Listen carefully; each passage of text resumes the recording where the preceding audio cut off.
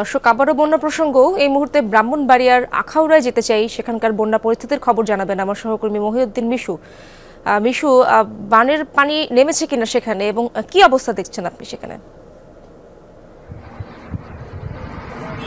জি ইশরাত, আপনাকে ধন্যবাদ। আপনি যেমনটা জানতে চেয়েছেন সেটা হলো গতকাল কিন্তু ভারতের ত্রিপুরার জেরুজাল থেকে নেমে আসা পাহাড়ি বানের যে ঢল, এই ঢলে কিন্তু আখাউড়া উপজেলার যে সবচেয়ে বড় বাঁধ সেটা হলো হাওড়া নদীর বাঁধ, সেই বাঁধ ভেঙে একাধিক জায়গায় ভেঙে কিন্তু আখাউড়া উপজেলার যে সীমান্তবর্তী যে অঞ্চলগুলো রয়েছে সেই অঞ্চল কিন্তু মারাত্মকভাবে বন্যা কবলিত হয়ে যায়।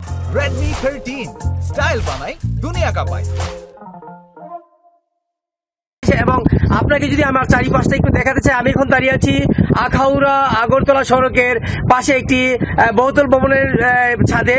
সেখান থেকে আমি একটু যদি দেখাতে চাই, এই চিত্রটা হলো আখাউড়া আগরতলা সড়কের পাশে এই যে গ্রামগুলো রয়েছে, গ্রামের চিত্র। এবং সেখানে কিন্তু এখনো অনেক বাড়িঘর ডুবে আছে এবং আসার খবর হলো গতকাল রাতে বৃষ্টি না হওয়ার কারণে কিন্তু এ পর্যন্ত বন্যার খানিকটা উন্নতি হয়েছে। এবং উন্নতি হলেও কিন্তু গ্রামের যে সকল বানবাসী মানুষ রয়েছে তারা কিন্তু আপনার এখনো মারাত্মক ভোগান্তিতে আছেন এবং তাদের কিন্তু বিভিন্ন আশ্রয় কেন্দ্রে তারা বিভিন্ন সামাজিক সংগঠন, রাজনৈতিক সংগঠন এবং বিভিন্নভাবে আশ্রয় কেন্দ্রে তারা সাহায্য সহযোগিতা পাচ্ছেন।